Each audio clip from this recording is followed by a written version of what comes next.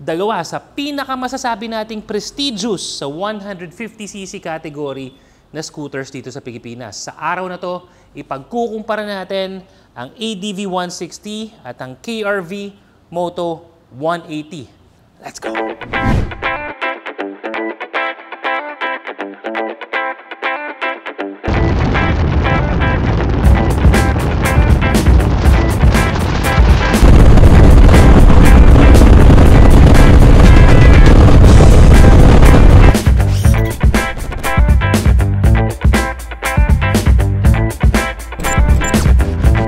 Asahan nyo sa review na ito, ipagkukumparahin natin. Unang-una, syempre, yung mga factors na ginagamit natin when choosing a motorcycle. Andyan yung presyo, performance ng makina, mga practical features, pati yung buga ng ilaw at iba pa. Kung gusto nyo mapanood ang buong detalye ng review ng performance ng mga motor na to, you may check out yung mga previous videos natin dahil parehas to na review na natin. Alright, makina muna tayo ng ADV 160 mga brother. As you may have known, meron tong 157cc 4-stroke, 4-valve liquid-cooled engine. At ang sikreto nito, ESP Plus, isa sa mga masasabi natin na maasahang makina at the same time matipid naman sa gasolina. This motorcycle can generate 15.8 horsepower at 14.7 Newton meters worth of torque naman. 3, 2,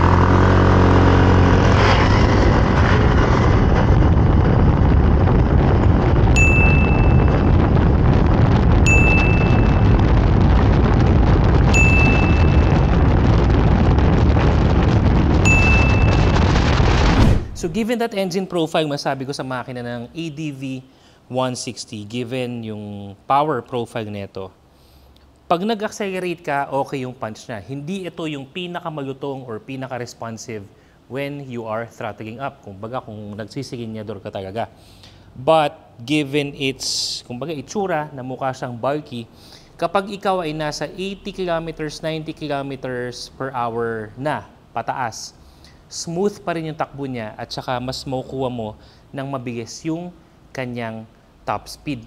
Not that we're trying to do that, pero smooth lang yung kanyang acceleration. Hindi ito yung overwhelming na power na parang lagi kang maihiwalay yung kaluluwa mo dun sa katawan mo. Ngayon, pagdating naman kay KRV, meron tong 175cc liquid-cooled 4-stroke, 4-valve, single overhead cam. At yun na nga, ang talagang unique dito sa engine profile ng motor na to is the Moto 180 version ng KRV is chain drive. Ibig sabihin, instead of belt, yung nagpa-power, yung nagmo-mobilize sa ating motor is kadena. Ngayon, ano nga bang difference nun? Bago natin puntahan yan, punta muna tayo dun sa kanyang power na na-generate. Dahil sa kanyang power profile, this motorcycle can generate 17 horsepower and 15.68 Newton meters. So, kung sa engine specs, alam naman natin, mas mataas talaga to, mas higher ang displacement. Therefore, with the rest of the factors, mas mataas din ang horsepower na napoproduce at saka yung torque niya.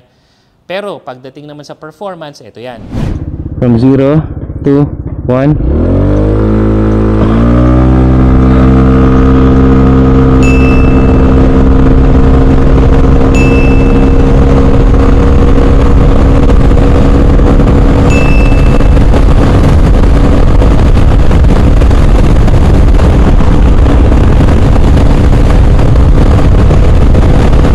Naman, pag nag-throttle ka, talagang malutong. Yung tipong parang galit yung makina na konting piga, andar ka na kagad. Dito ko nararanasan talaga for a scooter na walang lag. Especially if you're going to turn off yung traction control. Mamaya sa features pag-uusapan natin yan. Pero pag naka-off yung traction control, hataw na hataw ka dito, initial launch mo pa lang. And if you are going over 90, even over 100 kilometers per hour, which is nasubukan na natin to sa isang rektahan talaga. Ang sarap ihataw dahil smooth yung engine niya. I barely feel any vibration sa handle, sa upuan. Kaya, kumbaga, kung ikaw ay sanay ka sa mabilisan at talaga minamaximize mo yung power ni KRV, you will barely notice na mabilis ka na pala kasi yung handles niya, yung vibration, ang ganda. Actually, halos walang vibration. Yun yung pinagkaiba nitong dalawa. Both engine are very equipped para masatisfy yung thirst mo, lalo na kung gusto mong medyo humataw-hataw ng konti. Pero syempre, malaking factor naman yung fuel consumption. Kasi sa comparison na to, obviously, mas malakas naman talaga si KRV. But when it comes to fuel consumption, the KRV 180, at least para sa akin, I'm able to produce around 33 kilometers pag wagwagan talaga. So between 33 to 35 kilometers per liter. Habang ito naman, si ADV 160, ang actual na consumption ko for this one is right around 40 kilometers per liter. So mas malakas at mas mabilis sa hatak si KRV, pero mas tipid naman pagdating sa fuel consumption si ADV 160. Gaya na sinasabi natin, nasa sayo kung ano nga ba ang mas importante sa'yo. Dahil dyan, medyo malaki yung difference pagdating sa power profile, pag-usapan na kagad natin yung presyo. ADV 160 is currently priced at 164,900, habang si KRV Moto 180 naman is priced at 199,900. So, ₱100 na lang 200,000 na. So, syempre, alam naman natin, considering the prices, that's substantial amount of money that you would really have to spend on the KRV Moto 180. Kaya nga sasabi natin, ano nga ba yung mas mahalaga para sa'yo. Ngayon, si KRV, just to let you know, meron tong mas mababang version. Ito naman yung DDS version. Yung walang TCS, yung mga ganun. Kumbaga, mas less on features.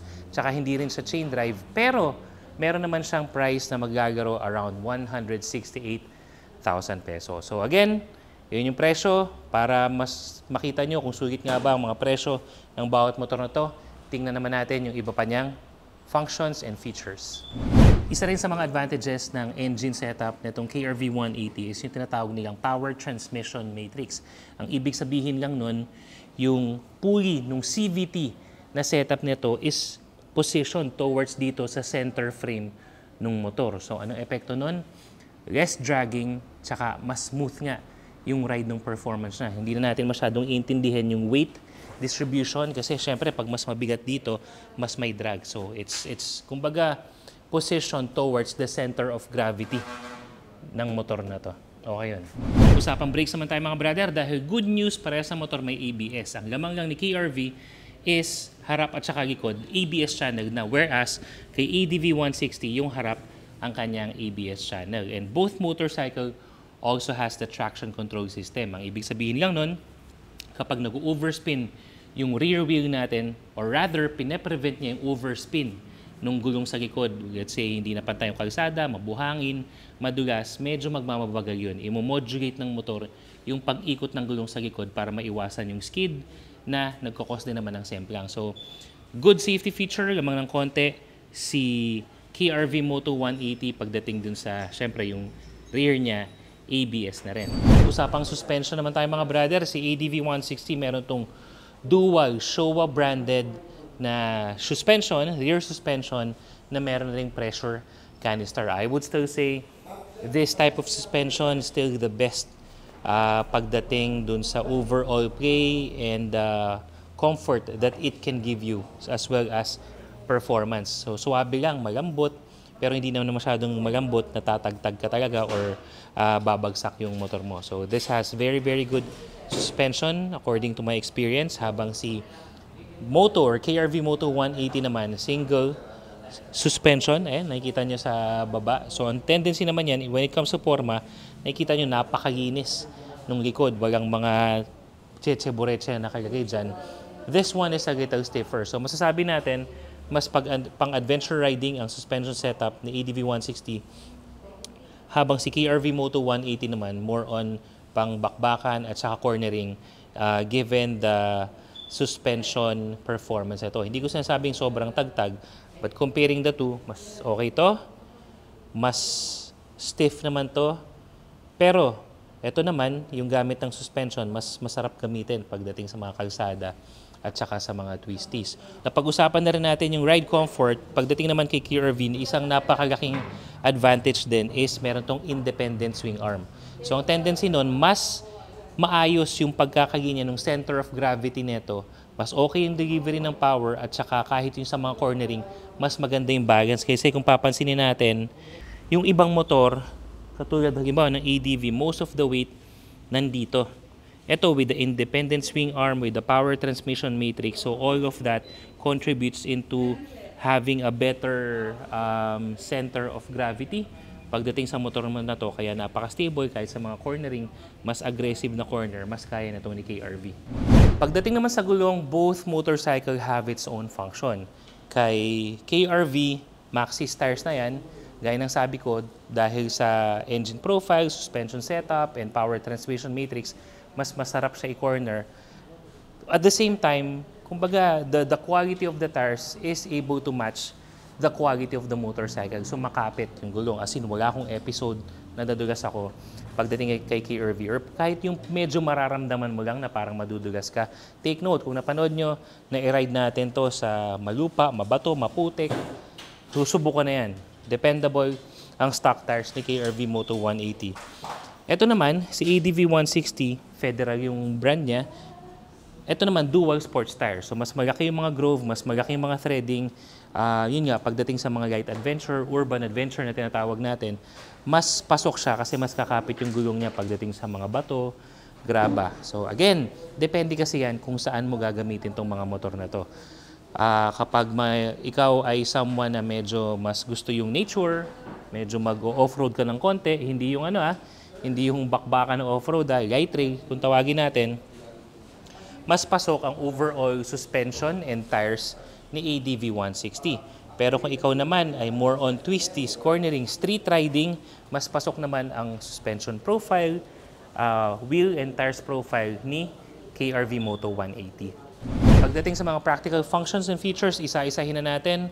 Tangke muna ng gasolina. Si ADV 160 can house 8.1 liters. So, mas tipid sa gasolina, mas malaking tangke, mas magay mararating mo. Ito naman, si KRV Moto 180 houses 7.2 liters worth of fuel. Ang advantage lang, slight advantage si KRV is pagdating dun sa style ng kanyang gas tank. Kasi you don't have to dismount. Easy access na yung paglalagyan ng nozzle ng gas. Ayan na. Pero maliit na bagay lang yan kumpara syempre dun sa size ng tangke na lamang si ADV 160. Pagdating naman sa pocket, merong malaking front pocket dito si KRV. Actually, most of the time, yung keyless niya na remote nandito na lang. Malaki siya, pero yun lang, walang cover. So, that can work as an advantage for some. Yung iba naman, wala silang pakialam doon. Habang si ADV 160 naman, enough lang, kasya ang isang standard size mobile phone. Dito, may charging port na rin yan. At may cover. O nga pala, si KRV Moto may charging port din to mga brad ha. Pakita ko lang sa inyo. Hindi ko pa napakita kanina.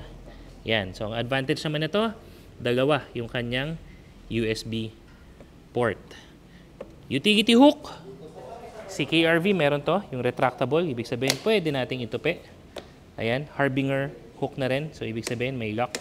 Habang si ADV 160, yun lang.